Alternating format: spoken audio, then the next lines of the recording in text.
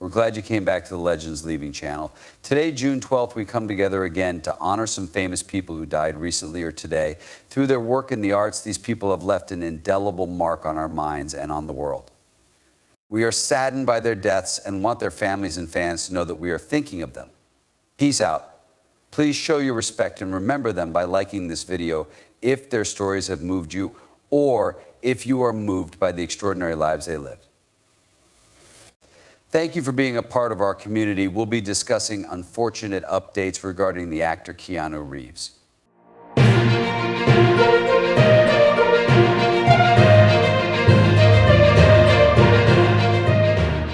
5. American basketball player and businessman Jerome Allen West was born on May 28, 1938, and died on June 12, 2024. West's time with the Los Angeles Lakers will be remembered for a long time. He was known as the Logo because his outline is on the NBA logo and Mr. Clutch. Because of the games he won, he was born in Cheyenne, West Virginia, and did very well at East Bank High School and West Virginia University. He led the Mountaineers to the NCAA championship game in 1959 and was named the most outstanding player of the NCAA Final Four. West played 14 years in the NBA with the Lakers and was named to 12 All-NBA first and second teams. He also made 14 NBA All-Star games and won MVP in the 1972 All-Star game, which was also the year he won his only NBA title. As of 1969, he was the only player named Finals MVP on a losing team. He also holds the NBA record for most points scored in a playoff series, 46.3. In 1980, he was inducted into the Naismith Basketball Hall of Fame. In 1996, he was named one of the 50 greatest players in NBA history, and in 2021, he will be on the NBA 75th anniversary team. Following his retirement as a player, West became the Lakers head coach and led them to 3 playoff runs. As general manager, he made sure the Lakers won 6 titles. After that, he won 2 NBA Executive of the Year awards as the general manager of the Memphis Grizzlies. West's impact was key to the Lakers dynasties in the 1980s and 2000s. There are statues at the WVU Coliseum and the Staples Center and Jerry West Boulevard in Morgantown, West Virginia, to honor West's influence. He was married twice and had 5 kids, one of whom played football for West Virginia and was named Johnny West. Even with all of his success, West was known for being shy and nervous, and he worked hard all the time. In his book, West by West, My Charmed, Tormented Life, he wrote about how he dealt with depression and being abused as a child. West had a lot of drive and affectionism, which made people respect and admire him a lot. Jerry West died on June 12, 2024. At the age of 86, he left a huge mark on the history of basketball. The sport is still influenced and inspired by what he did as a player, teacher, and executive. 4. Anthony LoBianco was an American actor who was born on October 19, 1936, and died on June 11, 2024. He was known for his work in movies, plays, and TV shows. LoBianco was born in Brooklyn, New York, to Sicilian immigrants. He started his work in theater and was in many Broadway shows in the 1960s. In the 1970s, he moved into movies and became known for his parts in The Honeymoon Killers 1970, The French Connection 1971, and The 7-Ups 1973. In 1975, he won an Obie Award for his part in the off-Broadway play Yanks' I, Detroit Zero, Top of the Seventh. In 1983, he was nominated for a Tony Award for his work in the revival of Arthur Miller's A View from the Bridge. LoBianco also had a successful career on TV, appearing as a guest star on shows like Police Story 1974 to 1976 and episodes like Jesus of Nazareth 1977. He won a New York Emmy Award in 1984 for his role as Fiorello H. LaGuardia in the play His Boss. He later brought the play back in different forms, such as LaGuardia 2008 and The Little Flower 2012-2015. LoBianco ran the Triangle Theater in 1963 and went to William E. His Grady CTE High School and the Dramatic Workshop for his education. He was also a Golden Gloves fighter. Some of his early Broadway parts were in The Royal Hunt of the Sun and Incident. At Vichy, he made his movie debut in 1965 with The Sex Perils of Paulette. He continued to do well in movies and on TV with roles in Italian movies and the HBO biopic Tyson 1995. Lo won many awards for his work in helping people, and he was the national speaker for the Order Sons of Italy in America. He had 3 children from 3 different marriages. Anthony Lobianco died on June 11, 2024 from prostate cancer. He was a great performer and contributed a lot to the arts. 3. Françoise Madeleine Hardy was a French singer, songwriter, and actress who was born on January 17, 1944, and died on June 11, 2024. She was known for her sad songs and how they affected French pop and fashion. Famed in the early 1960s, as a member of the Hardy produced more than 30 studio albums over the course of more than 50 years. The music world will never be the same because she sang in French, English, Italian, and German. Hardy was born and raised in the 9th neighborhood of Paris. Her first song, Tous les garçons et les filles, became a hit in 1962. She stopped playing rock and roll music and started recording in London in 1964. She made records like Mon Ami La Rose and El Midi. She grew as a singer with albums like Comment to dire Adieu and Message Personnel, on which she worked with famous songwriters like Serge Gainsbourg and Michelle Berger. She worked with producer Gabriel Yared from 1977 to 1988 and put out hit songs like Star and A Suave. People thought that her record Decalage from 1988 would be her last, but in 1996 she came back with L.A. Donge, adopting an alternative rock style. In the 2000s, she went back to her more laid-back sound with records like Claire Obscure and Tant de belles choses. Along with making songs, Hardy was in movies like Chateau and Suede and Grand Prix X. Fashion makers like Andre Courreges and Yves Saint Laurent looked up to her, and she worked with Jean-Marie Perrier. Astrology was another thing Hardy was interested in. She also wrote a lot of fiction and nonfiction, including her best-selling autobiography, Le Dessous des Singes, 8 Autres Bagatelles.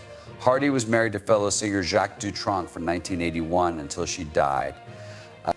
Thomas, their son, is also good at singing. In 2021, she said she was giving up music because of the side effects of her cancer treatment.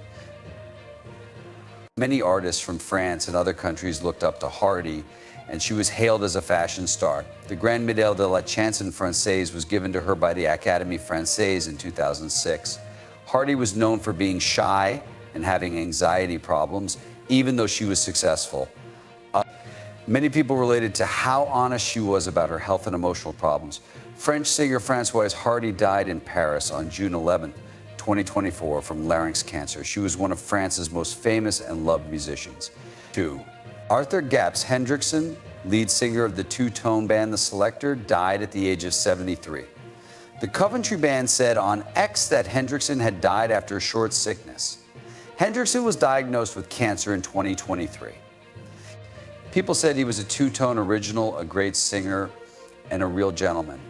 The Selector was formed in 1979 by lead singer Pauline Blackoby and drummer Charlie H. Bembridge.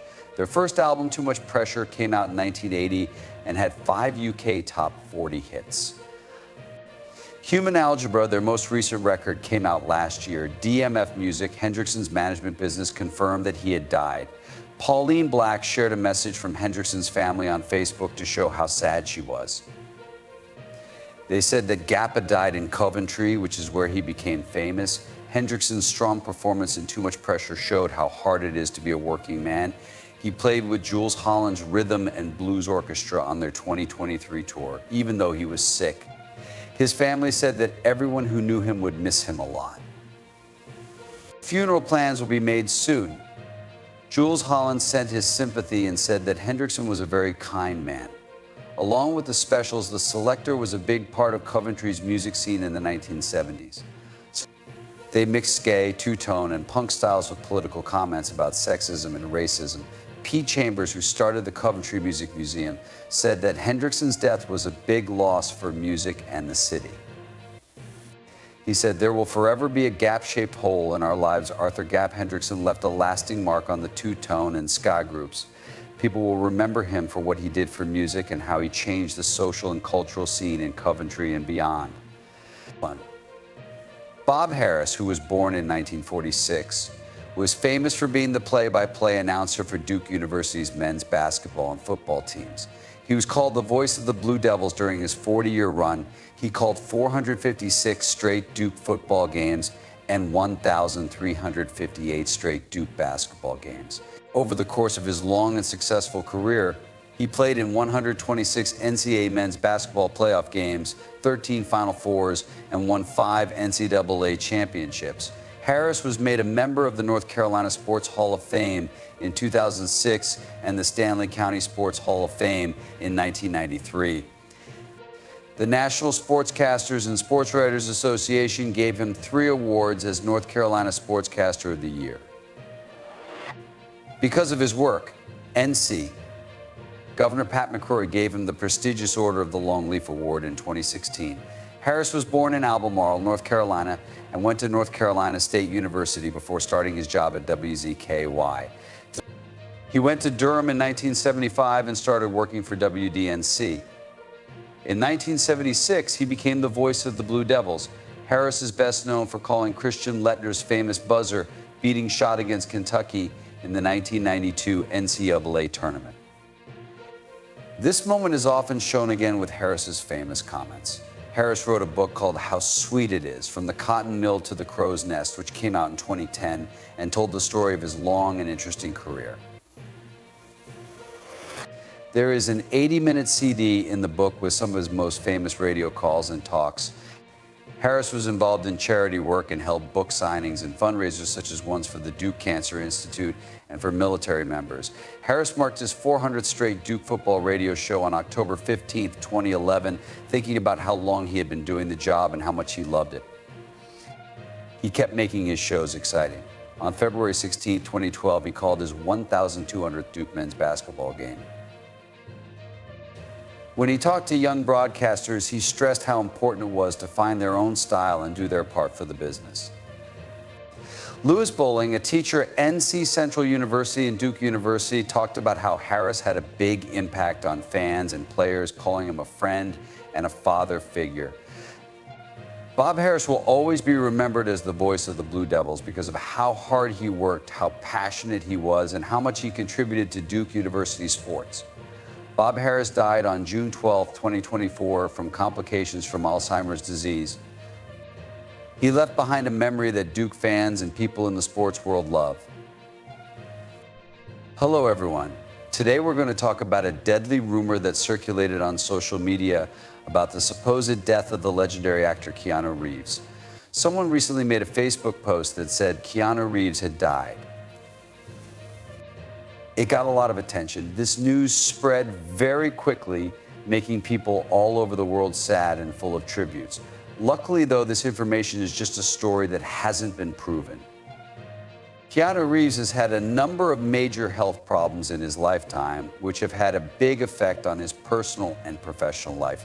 One of the first problems he had was being labeled with dyslexia as a child, which made it hard for him to do well in school. But it was his sister Kim's fight with leukemia that changed his life in a big way and for a long time. In the early 1990s, Kim Reeves was diagnosed with the disease. Keanu put his work on hold to care for her, showing how much he loved his family. In addition to these problems, Reeves has had to work hard to keep his health in good shape because of the demands of his jobs.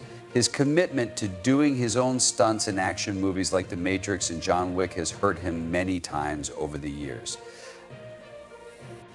Some of these are neck and back problems that needed surgery and a lot of rehabilitation.